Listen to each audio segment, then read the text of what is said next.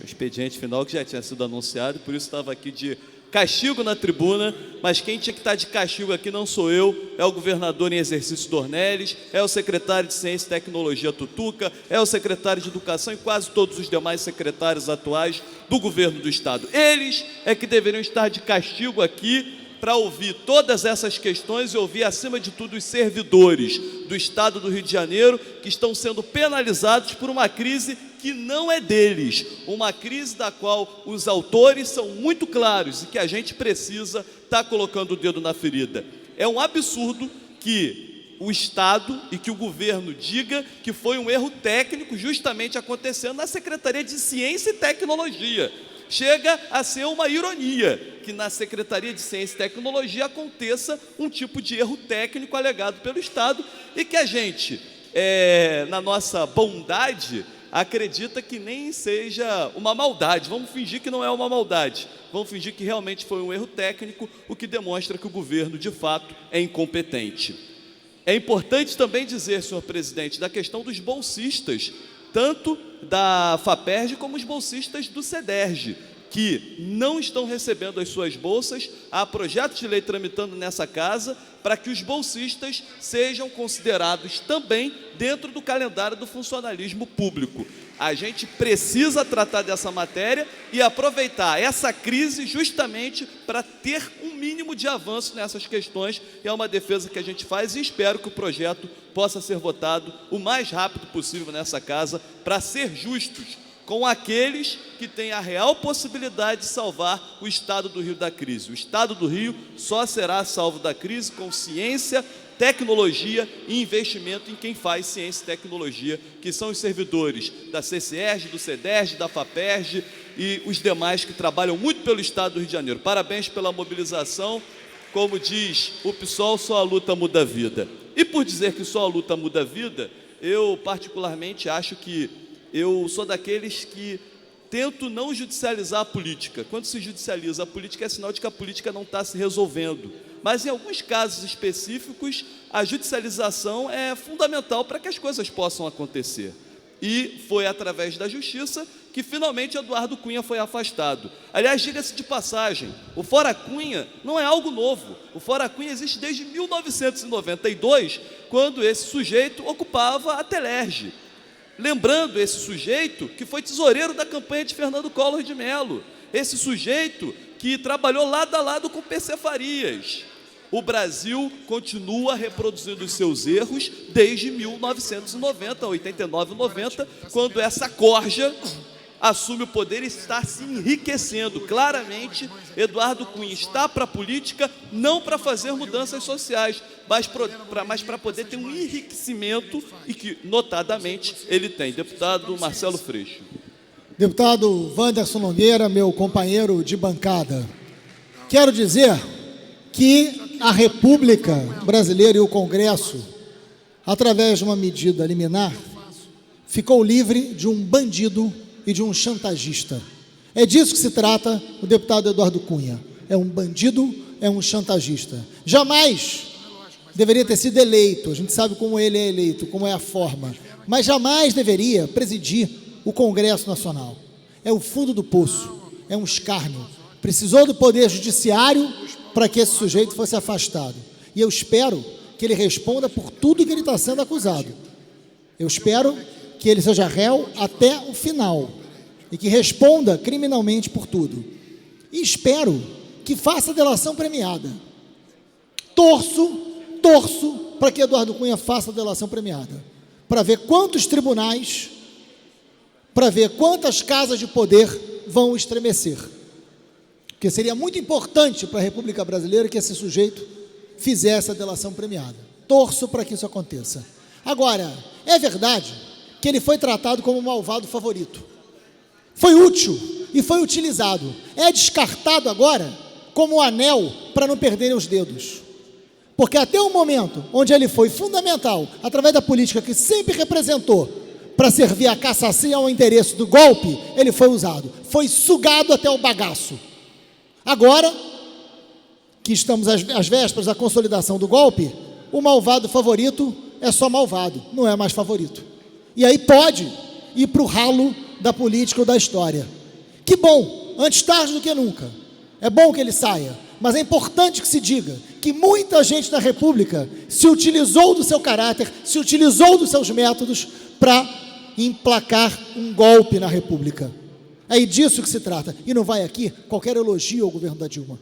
Nós, o pessoal, fomos críticos ao governo, fizemos oposição ao governo, mas foi efetivamente um golpe. E Eduardo Cunha foi útil ao golpe, foi utilizado para isso, através dos métodos que sempre teve, sempre representou esta mesma política, e foi utilizado para isso. Agora ele é descartado, como outros serão, como fascistas, inclusive, né, que tem herdeiros nessa casa, também foram utilizados e agora são descartáveis mais uma vez. É bom que a gente fique de olho para todo o processo, mas que Eduardo Cunha se afaste em definitivo da vida pública, política, porque a República ganha com isso, porque política a gente faz com diferença, mas com dignidade, e isso esse sujeito nunca teve. Obrigado, deputado. Parabéns pelas falas, deputado Marcelo Freixo, e eu espero que realmente não se trate de um teatro e que a gente não esteja comemorando algo que já estava roteirizado, no sentido de que serve até determinado ponto para aliviar a barra do seu Michel Temer. A batalha continua, é preciso fazer a limpa, porque Eduardo Cunha carrega consigo palavras do próprio Paulinho da Força, que se tornou personagem importante na história desse país. É duro, um país que tem como um de seus principais personagens Paulinho da Força, né? Mas que diz que 180 e tantos deputados estão debaixo da saia, no bolso de Eduardo Cunha. Isso significa que boa parte do Congresso Nacional é imprestável, que boa parte do Congresso Nacional é a grande culpada pela corrupção que se alastra nesse país. E eu não vou entrar aqui em questões antropológicas, porque é hoje que a corrupção continua acontecendo e é hoje que nós aqui estamos para combatê-la com afinco e no exemplo, acima de tudo, porque liderança boa se faz no exemplo. E claramente, 180 e tantos deputados que são liderados por Eduardo Cunha tem o exemplo de Eduardo Cunha. Eduardo Cunha que tem o exemplo de PC Farias, de Fernando Collor de Mello e de tantos outros que continuam na vida pública fazendo o que bem entendem e que não são eleitos nem pela mídia e muitas das vezes nem pela nossa justiça para que possam ser combatidos e que sejam feitas grandes alterações na história desse país. Deputado doutor Sadi Noel. Uma pequena parte, meu nobre deputado Anderson Nogueira.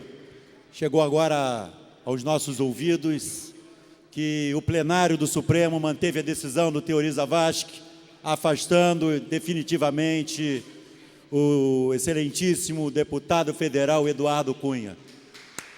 Muito boa notícia, excelente notícia, e mais do que isso, outra notícia importante do dia de hoje foi a decisão do TSE de não separar as contas de campanha de Dilma e de Temer, porque aqueles que dizem que não há golpe, que dizem que o impeachment é um instrumento legítimo, e de fato, o impeachment é um instrumento legítimo. O que nós discordamos muitas das vezes é da forma como ele vem sendo aplicado.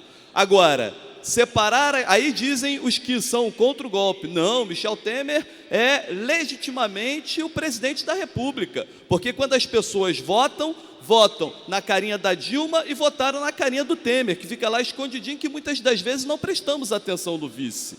Esse é o argumento que usam. Só que na hora de o TSE julgar as contas de campanha, ele diz não, aí tem que separar. Ou seja, na hora de eu argumentar de que o golpe não existe, que é legítimo e que Temer é legítimo presidente da República pela linha sucessória, aí, né, não separa.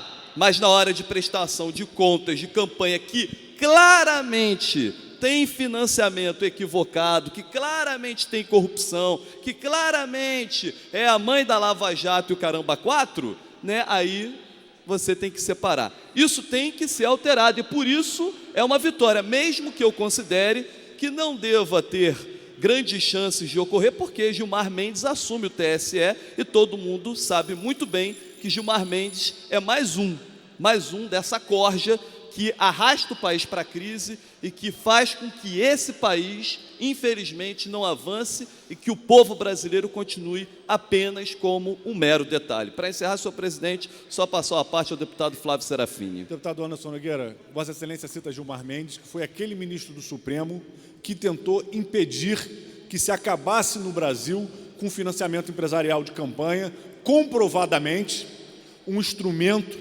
que serve a um grande sistema de corrupção que toma conta de todo o Estado brasileiro. E se a gente olha que o presidente do Senado é investigado em mais de 9 processos no STF, que Michel Temer aparece numa gravação onde Eduardo Cunha se dirige ao empreiteiro reclamando que os 5 milhões do Temer haviam sido repassados. O PT teve 2 tesoureiros seguidos presos por envolvimento com corrupção.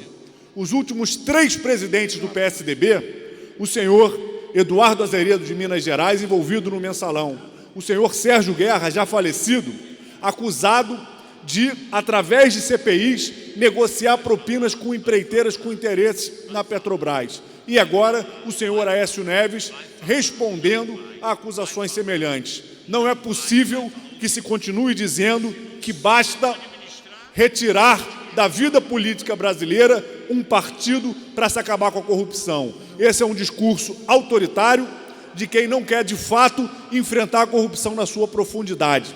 É necessário refundar a República, rever os valores da representatividade, os sistemas que abrem margem hoje para que a corrupção signifique a apropriação privada dos grandes grupos econômicos que controlam o Estado brasileiro. E, nesse momento, é fundamental eleições gerais já, para todos os cargos, para que a gente possa, de fato, oxigenar politicamente o Estado brasileiro. Não dá com Temer, não dá com Renan, não dá para essa corja de mais de 200 deputados que sustentaram Eduardo Cunha e que sustentam esses processos de corrupção no Brasil. Obrigado, deputado Flávio Serafini. Obrigado, presidente. Não podemos esquecer que o vice-presidente da Câmara Federal também é investigado na Operação Lava Jato. Não adianta também trocar A ou B se você não muda o sistema. Há uma necessidade de mudança do sistema e é um avanço o fim das doações de empresas para as campanhas políticas. Enquanto o povo brasileiro for um mero detalhe, enquanto a gente falar de 5 milhões, de 40 milhões, de bilhões, como se fosse R$1, realmente alguma coisa está de muito errada nesse país.